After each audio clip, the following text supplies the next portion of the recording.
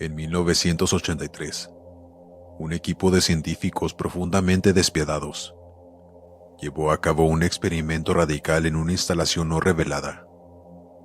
Los científicos habían teorizado que un ser humano sin acceso a ningún sentido o forma de percibir estímulos podría percibir la presencia de Dios. Creían que los 5 sentidos nublaban nuestra conciencia de la eternidad y que, sin ellos, un ser humano podía establecer contacto con Dios a través del pensamiento.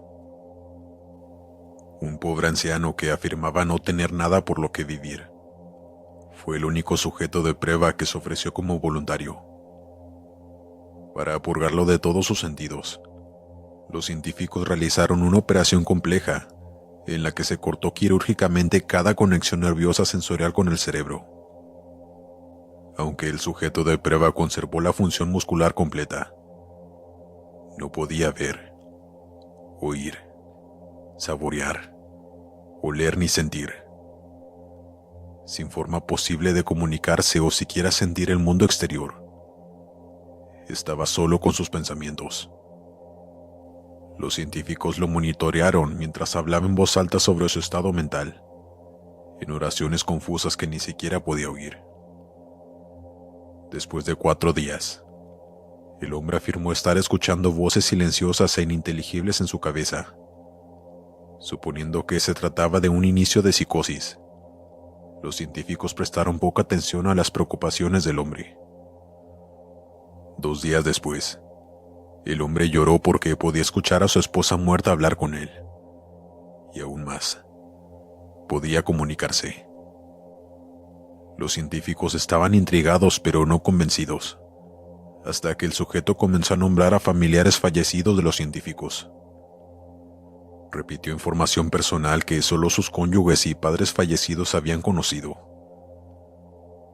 Para este punto, una parte considerable de los científicos abandonaron el estudio. Luego de una semana de conversar con los muertos a través de sus pensamientos, el sujeto se angustió, diciendo que las voces eran abrumadoras. En cada momento de vigilia, su conciencia era bombardeada por cientos de voces que se negaban a dejarlo en paz.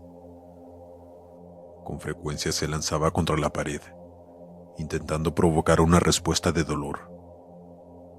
Pidió a los científicos que le dieran sedantes para poder escapar de las voces durmiendo. Esta táctica funcionó durante 3 días, hasta que empezó a tener terrores nocturnos severos. El sujeto dijo en repetidas ocasiones que podía ver y escuchar a los muertos en sus sueños. Solo un día después, el sujeto comenzó a gritar y a arañar sus ojos no funcionales, con la esperanza de sentir algo en el mundo físico. El sujeto histérico dijo ahora que las voces de los muertos eran ensordecedoras y hostiles, hablando del infierno y del fin del mundo. En un momento dado, gritó: "No hay paraíso, no hay perdón", durante 5 horas seguidas. Continuamente suplicaba que lo mataran, pero los científicos estaban convencidos de que estaba cerca de establecer contacto con Dios. Y después de otro día, el sujeto ya no podía formar oraciones coherentes. Aparentemente enojado, comenzó a morder trozos de carne de su brazo. Los científicos entraron corriendo a la cámara de pruebas y lo sujetaron a una mesa para que no pudiera suicidarse. Luego de algunas horas de estar atado, el sujeto dejó de luchar y gritar.